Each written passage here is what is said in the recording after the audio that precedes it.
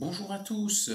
Voilà, nous continuons notre série sur les miracles d'Élysée et nous allons voir comment la générosité est capable de produire des miracles dans nos vies.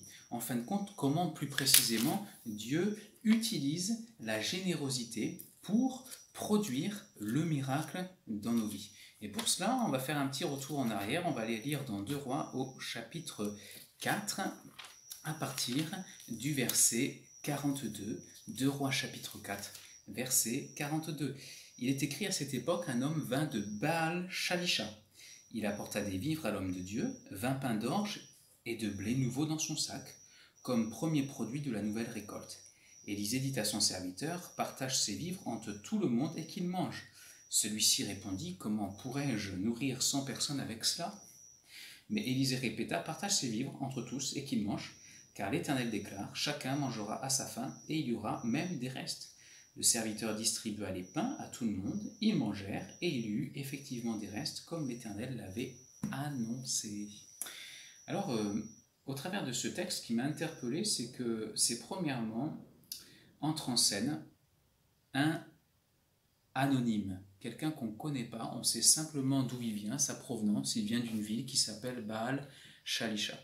Je dirais tout simplement que si cet homme était anonyme, et s'il est anonyme, présenté comme un anonyme dans le texte biblique, il n'était pas un anonyme aux yeux de Dieu. Dieu le connaît parfaitement, il connaît son nom, il sait qui il est, il connaît son épouse, il connaît ses enfants. Mais particulièrement, Dieu a vu son acte de générosité et son acte de foi. Dans ces temps difficiles, c'était franchement un acte de foi de faire ce qu'il a fait, et c'était un acte de générosité. J'aimerais tout simplement dire qu'il, pour nous, il ne faut pas attendre d'avoir un nom, un titre, une position influente dans l'Église ou en ce moment sur les réseaux sociaux pour servir le Seigneur. Ensuite, c'est un homme qui est fidèle et discret. C'est un anonyme, on n'a pas son nom. Quelque part, c'est quelqu'un qui ne cherche pas à attirer les regards sur lui. Ce qu'il veut, c'est bénir l'homme de Dieu qu'il reconnaît comme étant le prophète de l'Éternel. Jésus, dans la parole, nous a invités, quand nous faisons des actes de générosité envers notre prochain, à user de discrétion. Il a dit dans Matthieu 6, verset 3, « Quand tu fais l'aumône, que ta main gauche ne sache pas ce que fait ta droite, afin que ton aumône se fasse en secret, et ton Père qui voit dans le secret te le rendra. » Ce n'est pas non plus, je dirais, simplement un acte de générosité, mais c'est aussi un acte de gratitude, de reconnaissance envers Dieu. Il est écrit que les vivres qu'il a donnés à l'homme de Dieu étaient les produits de la nouvelle récolte. Donc cet anonyme exprime par là qu'il veut donner son meilleur au Seigneur, les prémices de ses récoltes. On pourrait presque dire, pas exactement, mais la dîme de ses récoltes. Alors 2 choses à dire là-dessus. La première des choses, ou bien cet homme veut bénir et glorifier Dieu qui a béni ses récoltes malgré le temps de la famine, et qui dit famine dit certainement sécheresse. On lit dans le verset 38 de ce chapitre 4 qu'il y avait vraiment une famine dans le pays. Donc c'est étonnant que cet homme agisse comme ça. Il aurait pu garder cette nourriture pour lui, il aurait pu la garder pour sa famille, il aurait pu jouer la sécurité, faire des réserves, jouer la prudence. Mais parce qu'il a vécu un miracle, Dieu le bénit au milieu de la famine, alors, en retour, il veut célébrer Dieu, il veut lui exprimer par ce geste sa gratitude. Ou bien, cet homme veut bénir et glorifier Dieu qui a béni ses récoltes. Il habitait Baal-Shalisha, qui était sur les hauteurs des montagnes, et peut-être que contrairement à Gilgal, qui était dans la vallée, pas loin de la mer Morte, donc une vallée sèche, on peut penser que les conditions dans les hauteurs pour produire des fruits et des légumes, c'était meilleur. Et il avait donc des récoltes régulièrement chaque année, on peut l'imaginer. Et c'est simplement quelqu'un qui ainsi exprime, année après année, sa gratitude au Seigneur, en lui offrant, comme selon ce que décrivait la loi, en offrant au Seigneur les prémices. On peut certainement alors voir quelqu'un qui exprime sa fidélité à Dieu, dans les bons comme dans les mauvais moments. C'est quelqu'un qui inscrit sa gratitude, sa reconnaissance dans la durée. Et c'est donc vraiment l'expression d'une fidélité. Donc résumons les qualités de cet homme, d'accord? C'est un homme de foi, il est généreux, il est fidèle, il est discret, il est plein de reconnaissance et de gratitude envers Dieu. On pourrait aussi ajouter un homme qui aime Dieu, un homme qui est passionné par son œuvre et il veut que son œuvre avance.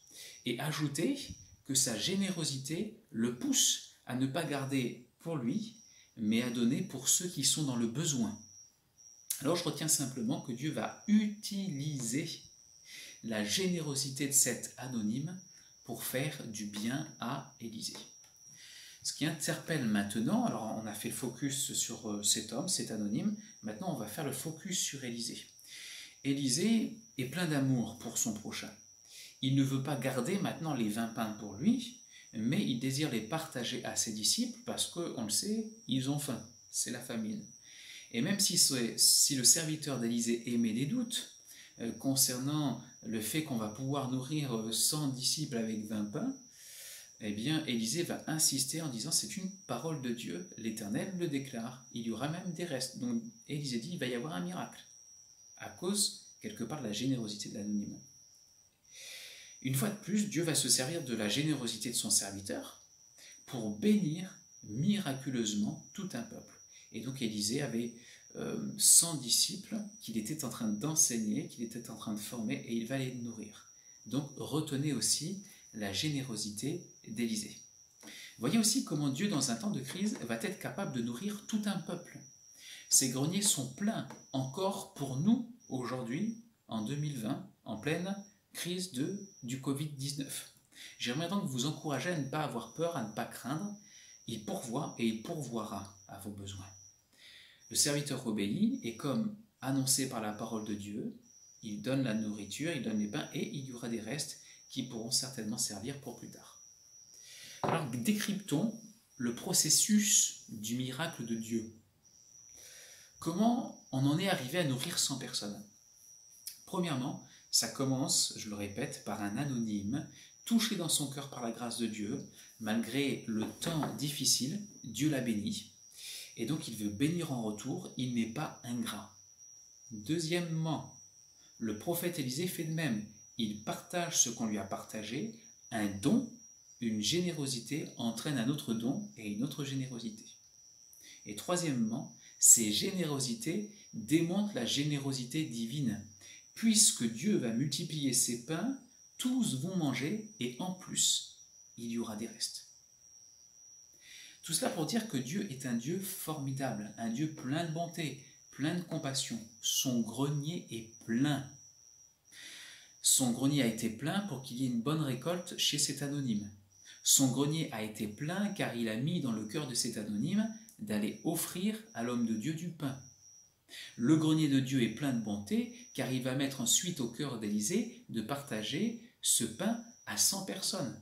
Et le grenier de Dieu est plein parce qu'après qu'on ait partagé à ces 100 personnes, elles sont toutes repues, elles ont bien mangé, mais en plus de cela, il y a encore des restes. Le grenier de Dieu est vraiment plein. Il veut manifester miraculeusement ses bénédictions grâce à la générosité de ceux qui lui appartiennent. Alors en conclusion, plusieurs principes. Premier principe, les bontés de l'Éternel, qu'elles soient spirituelles ou matérielles, sont abondantes. Et vous pouvez vous attendre à ce que Dieu vous donne dans sa grande générosité. Attendez-vous à cela avec foi. Deuxième principe, quand Dieu vous donne, ne gardez pas tout pour vous, mais généreusement, partagez une partie à ceux qui ont besoin. Vous pouvez partager une part de vos biens matériels, mais aussi de vos dons et talents spirituels.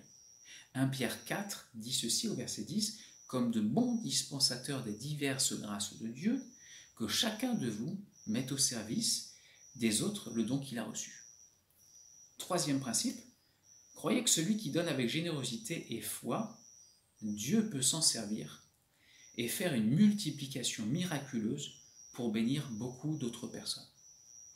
Et quatrième principe, rappelez-vous que celui qui sème peu récolte peu et que celui qui sème abondamment récolte abondamment.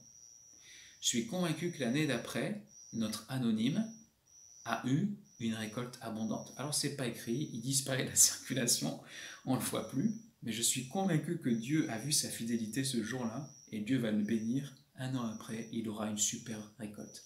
Alors soyez encouragés, fortifiés, fiez. Dieu ne vous laisse pas, Dieu ne vous abandonne pas, mais il vous bénit encore.